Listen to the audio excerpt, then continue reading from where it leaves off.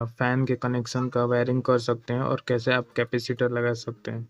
तो सबसे पहले मेरे केस में यहाँ पे 4 वायर हैं, आप 3 वायर भी क देख सकते हैं। तो 4 वायर को हम 2 अलग-अलग कलर को पहले एक ही कर लेंगे, जिससे कि ये 3 हो जाएँ और 2 बाकी जो बचे हैं तार, उनमें आप कनेक्शन कंडेंसर का जोड़ सकते हैं, जैसे कि मैं इस वीडियो में जोड़ रहा हूँ।